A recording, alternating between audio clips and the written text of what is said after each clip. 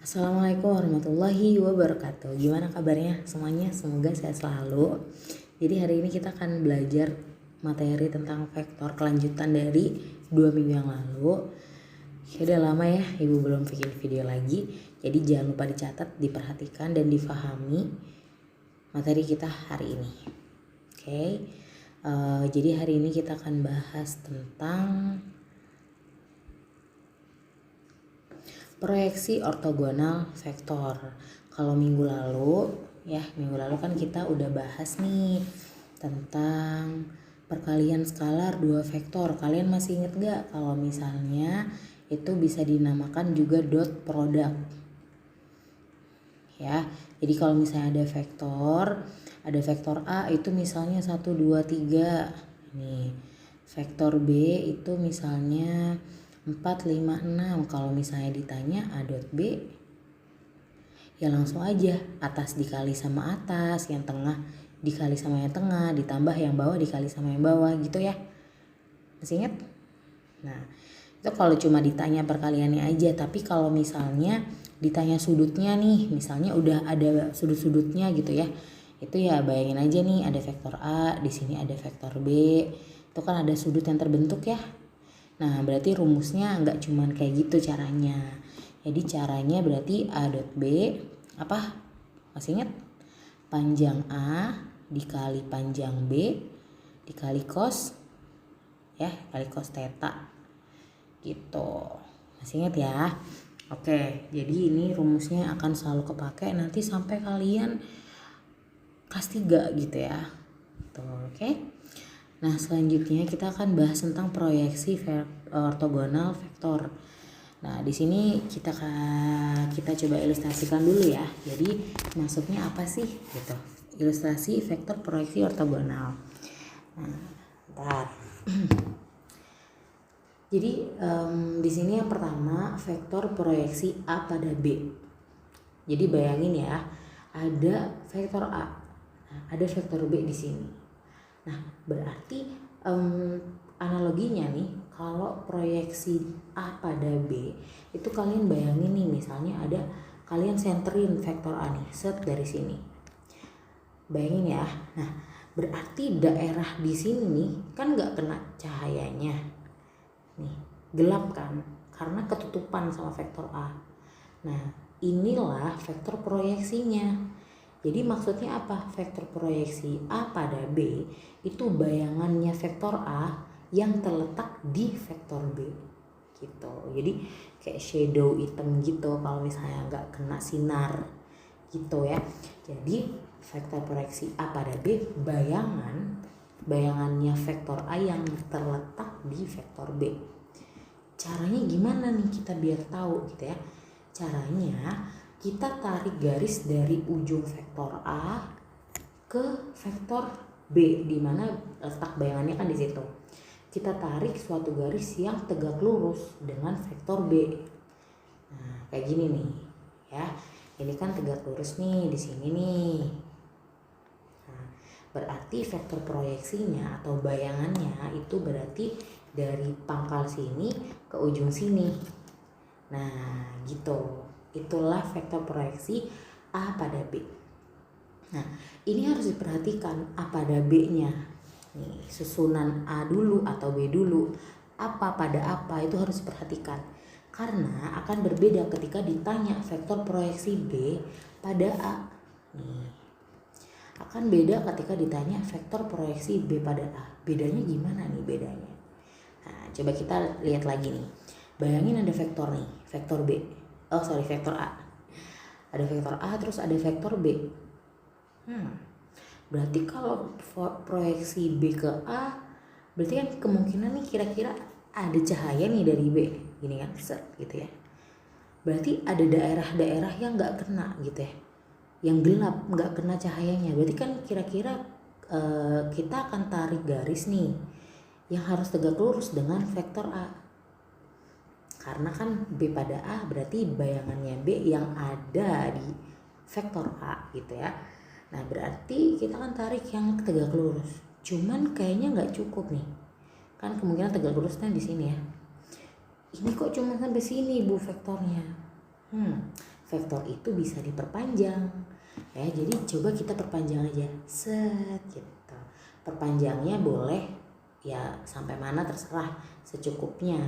Kalau udah diperpanjang kan kita bisa tarik garis nih tuh yang sejajar, yang tegak lurus. Nah, berarti hasil vektor proyeksinya atau bayangannya ya berarti dari pangkal sini ke ujung sini.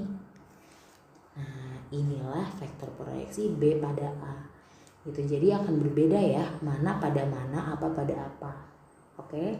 Nah, sekarang biar lebih mantap lagi nih, kita akan coba mencari bayangannya atau vektor proyeksi dari vektor-vektor ini.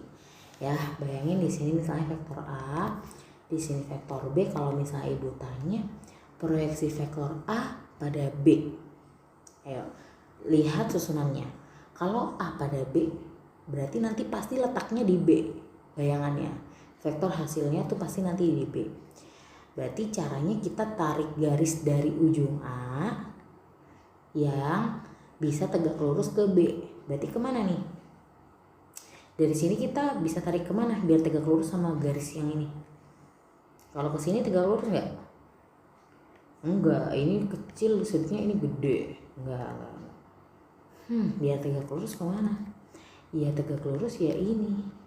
Nah, ini tegak lurus nih, ya. Berarti vektor proyeksi ortogonalnya ya dari sini ke sini aja, bro. Gitu. Ya.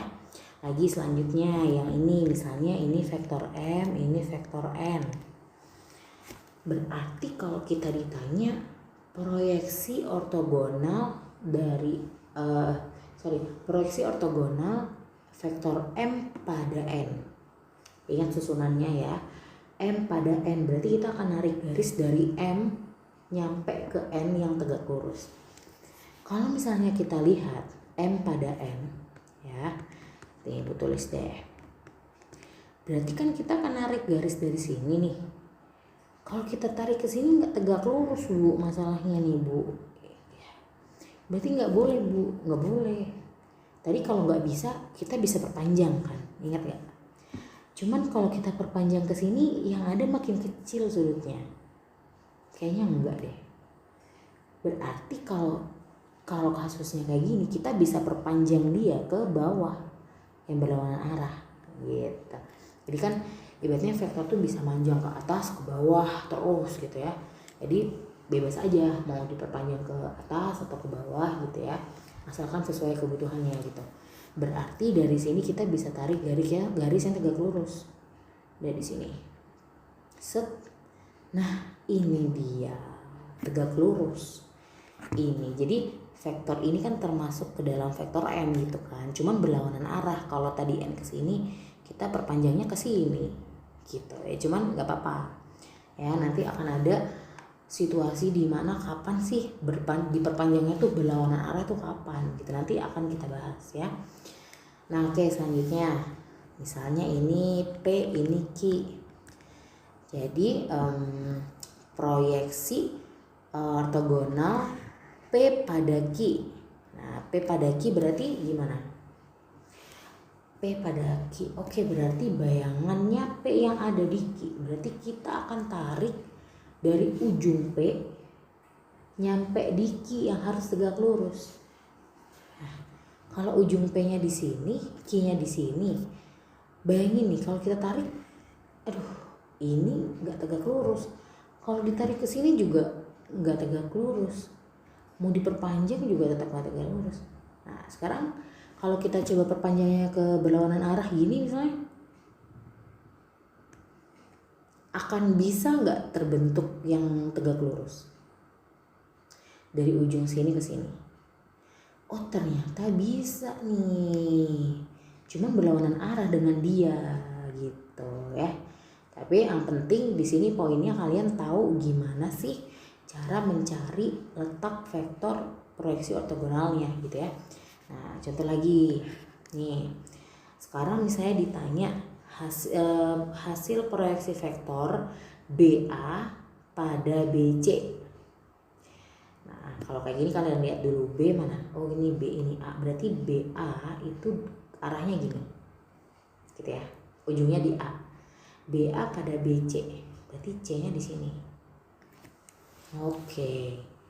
Berarti kita akan narik dari ujung A ya kemanapun asal tetap di BC, tapi harus tegak lurus. Gitu. Kalau misalnya kita tarik dari A ke C, ini tegak lurus nggak guys? Coba dilihat deh, coba diperhatiin deh. Kayaknya nggak tegak lurus deh. Kalau misalnya kita tarik dari A ke D, ini udah tegak lurus belum ya? Belum nih. Yang tegak lurus kalau kita tariknya kemana? Kita tariknya ke sini. Nah, gitu. Ya, jadi ingat ini BA, ini BC. Berarti vektor hasil proyeksinya yang tegak lurus kan gini nih ceritanya. Berarti vektor proyeksinya mana? Apakah ini hasilnya ya? Apakah ini? Apakah gimana? Nah, perlu diperhatikan vektor hasil itu tetap dihitungnya, dilihatnya dari pangkalnya. Tadi kan BA pada BC ya, berarti dihitungnya dari pangkalnya, dari B sini berarti. Berarti vektor hasil proyeksi ortogonal BA, nah nih, BA pada BC itu adalah sama dengan BE. Gitu ya. Next. Nih kalau ditanya proyeksi vektor EB pada EC. Nih, EB itu mana? Ini kan arahnya gini kan. Pada EC. EC berarti gini ya. Nah, berarti kita akan tarik garis dari ujung EB. Berarti di B ke vektor EC yang tegak lurus. Gitu kan ceritanya. Gini sama gini, berarti garisnya kemana? Kalau misalnya garisnya ini, ya ini nggak tegak lurus.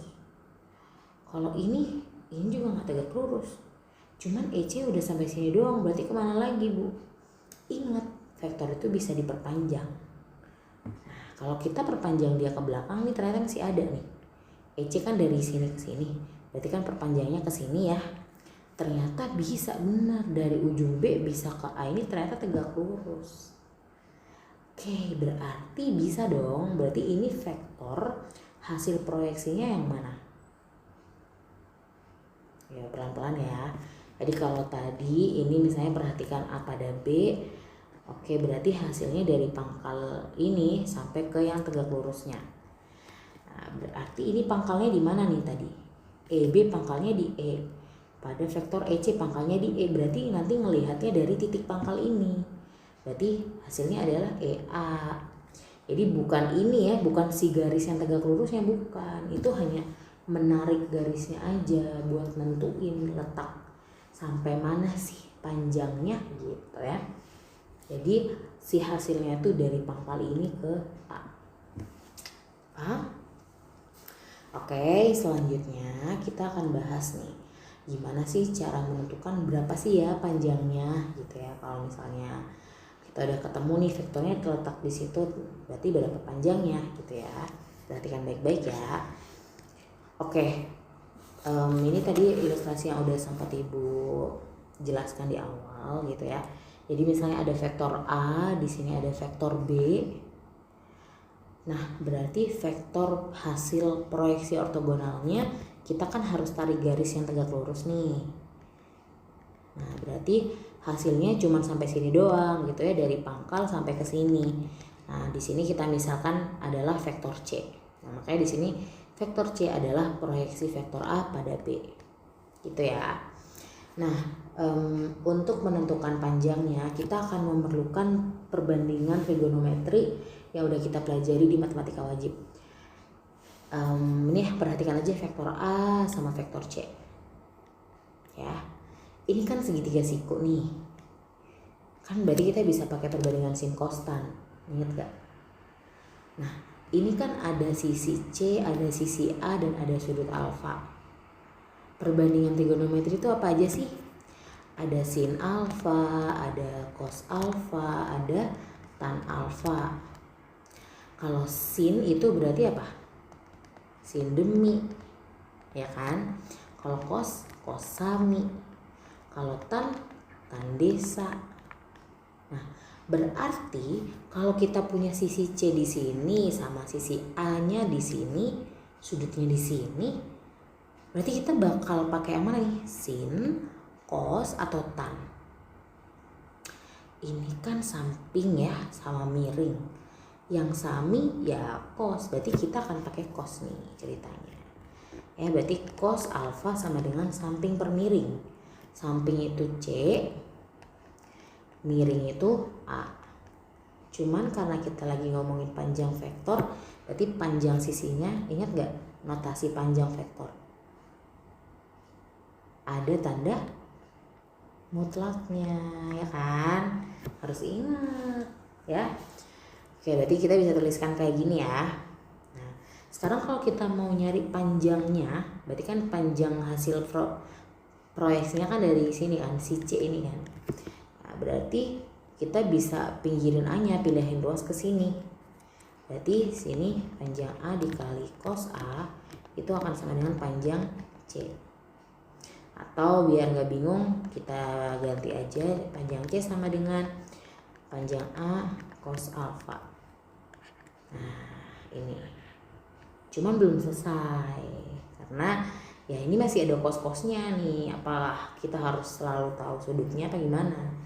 Nah, kalau kalian ingat gak materi 2 minggu yang lalu tentang dot product atau perkalian skala 2 vektor yang ada A dot B itu sama dengan panjang A dikali panjang B cos alfa.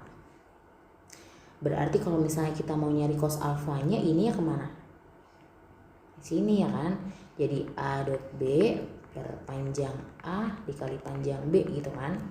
Itu sama dengan cos alfa. Tinggal pindah ruas aja. Berarti cos alfa kan sama dengan ini.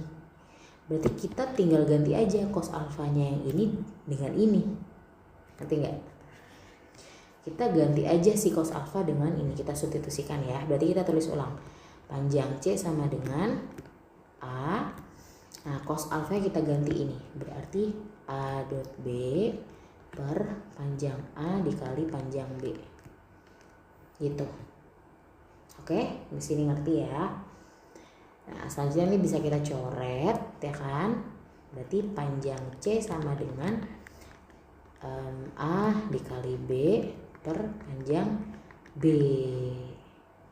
Nah, inilah proyeksi skalarnya gitu. Jadi ini tuh menandakan proyeksi skalarnya.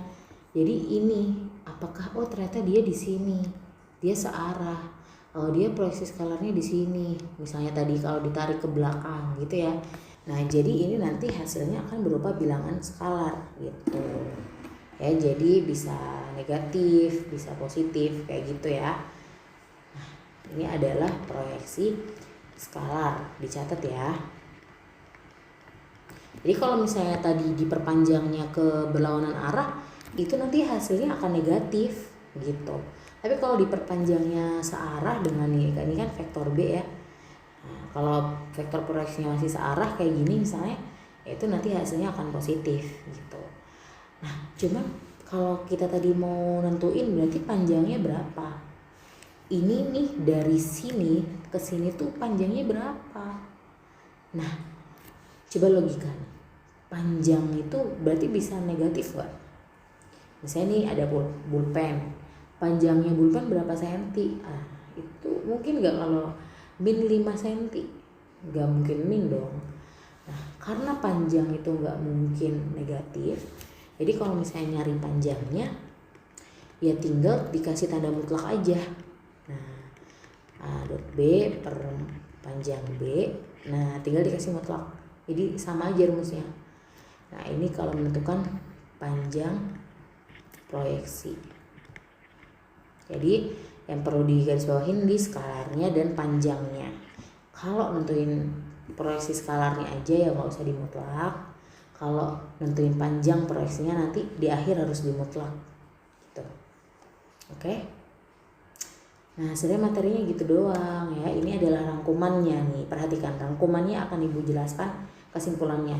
Jadi panjang proyeksi A pada B. Oke, kita lagi ngomongin panjang.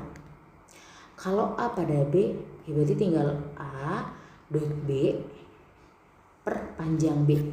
Jadi kalian tinggal perhatikan padanya. Kalau pada B ya berarti nanti per panjang B. Gitu. Nah, sekarang kalau pada A, ini yang kanan, ya berarti sama A dot B karena emang komponennya A sama B aja, jadi A dot B per panjang A gitu. Kalau misalnya ditanya panjang proyeksi P pada Q misalnya, P pada Q, ya berarti langsung aja P dot Q per panjang Q. Nah, jadi tinggal lihat pada apa gitu ya. Itu kalau panjang, ingat ya, kalau panjang nanti di akhir harus dimutlak. Nah, kalau proyeksi skalar, rumus dalamnya sama persis, tinggal dihilangin aja tanda mutlaknya. Karena kalau skalar itu bisa negatif, bisa positif, jadi nggak usah dimutlak. Ya, cuma perhatikan padanya. Kalau pada B berarti bawahnya nanti si panjang B. Kalau pada A bawahnya panjang A. Kalau pada M ya berarti panjang M. Dan ininya juga harus diganti gitu. Oke? Nah, habis ini kita akan ke contoh ya, jangan sampai kelewatan contohnya. Karena teori aja pasti kurang. Ya, jadi pastikan kalian klik lanjutannya untuk belajar contoh-contoh soalnya. Semoga bermanfaat, semangat ya. Semoga bermanfaat untuk kalian dan jangan lupa dicatat. Dadah, Assalamualaikum warahmatullahi wabarakatuh.